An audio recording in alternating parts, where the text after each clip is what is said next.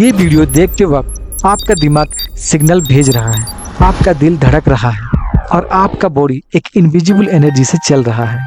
लेकिन क्या ये एनर्जी सिर्फ ब्लड और ऑक्सीजन है या कुछ और भी? वेदस कहते हैं प्राण शक्ति एक ऐसी एनर्जी जो हर सेल में होती है, और साइंस कहता है बायो इलेक्ट्रिसिटी जिसके बिना ब्रेन का एक थॉट्स भी जनरेट नहीं हो सकता। तो सवाल ये है, क्या वेदस ने हजारों साल पहले वही कंसेप्ट समझा दिया था जो आज हम साइंस से सीख रहे हैं? Let's find out.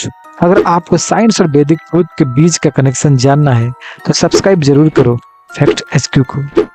साइंस कहता है कि हमारी बॉडी में कॉन्स्टेंटली इलेक्ट्रिकल सिग्नल जनरेट हो रहे होते हैं। ब्रेन में न्यूरॉन्स फायर करते हैं और इन्हीं इलेक्ट्रिकल इम्पल्सेस से थॉट्स, मेमोरी, मूवमेंट सब कुछ होता है। हार्ट एक इलेक्ट्रिकल ऑर्गन है। ईसीजी डिटेक्ट करता है हार्ट के इलेक्ट्रिकल सिग्नल्स। ब्रेन का भी ईसीजी इलेक्ट्रिकल वेव्स को रिकॉर्ड करता है।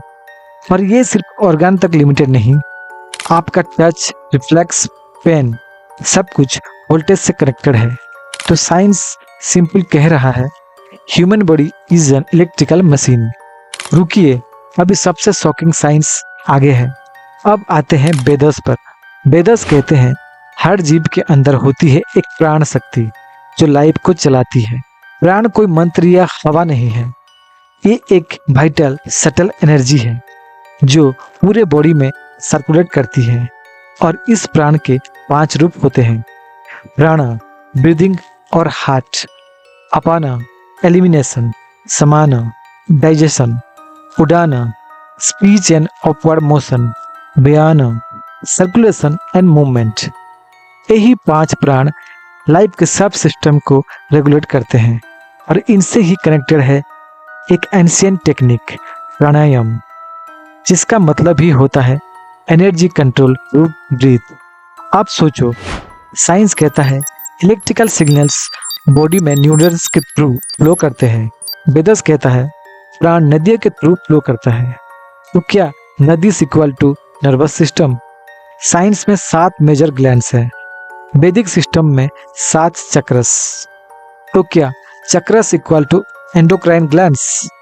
Heart chakra equal to thymus, third eye equal to pineal gland, crown chakra equal to brain centre.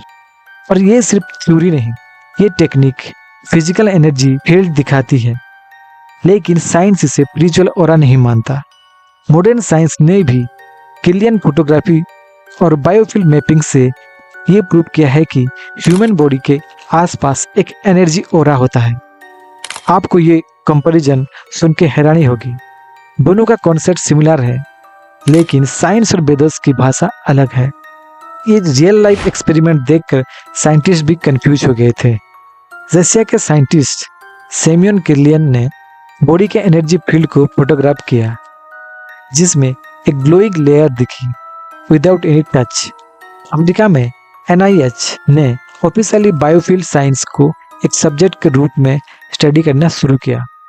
Meditation, breathe control और योगिक प्रैक्टिस से हार्ट रेट, ब्रेनवेव पैटर्न और even DNA stress makers change हो गए। हार्टमैथ institute के research ने दिखाया जब हम ग्रेटिट्यूड, लव जैसे फीलिंग में होते हैं, बॉडी का एनर्जी फील्ड हायर फ्रीक्वेंसी पे वाइब्रेट करता है। तो ये कोई मिथ नहीं, ये मेजरेबल्स है। तो अब सवाल सिंपल है। वेदस ने कहा प्राण बिना कुछ नहीं। साइंस कहता है इलेक्ट्रिसिटी बिना ब्रेन का एक सिग्नल भी नहीं चल सकता।